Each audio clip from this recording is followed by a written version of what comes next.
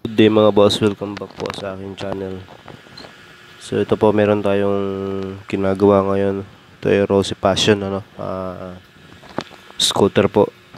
So ang naging problema nito is nalobat yung kanyang battery and then na-stuck siya ng matagal, no.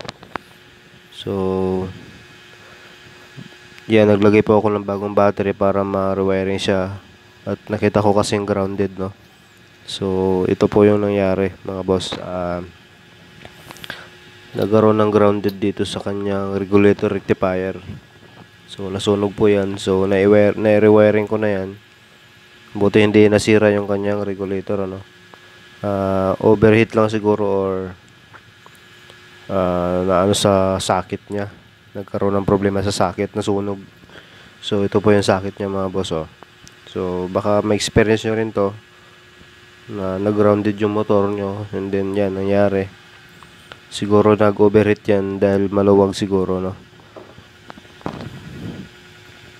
Pero sinubukan ko siyang i-rewiring, and then tetest ko siya kung mag-charge na siya, kasi kanina nung tinetester ko is hindi siya nag-charge. So ayan, kinabit ko na yung kanyang original na battery, and then lobat na lobat talaga yan mga boss.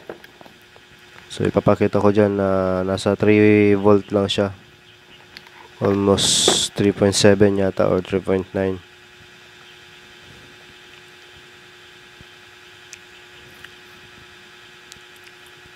Ayan, 3.7 volt. So sobrang lobat na, no. Hindi na kayang magpailaw, magpa-start yan. So try natin padyakan dahil hindi siya mag-starter kung mag-charge na siya. So padyak muna mga boss, padyak lang.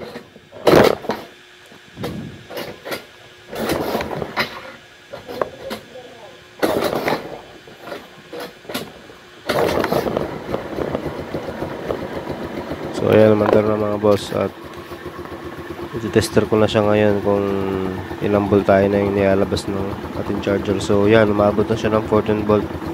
So good na yan sa battery, no, para mag-charge. So baka na-experience itong gantong nangyari mga boss, na biglang hindi nag-charge yung inyong battery.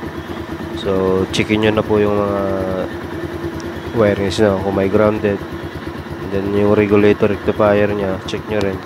Ito also yung stator.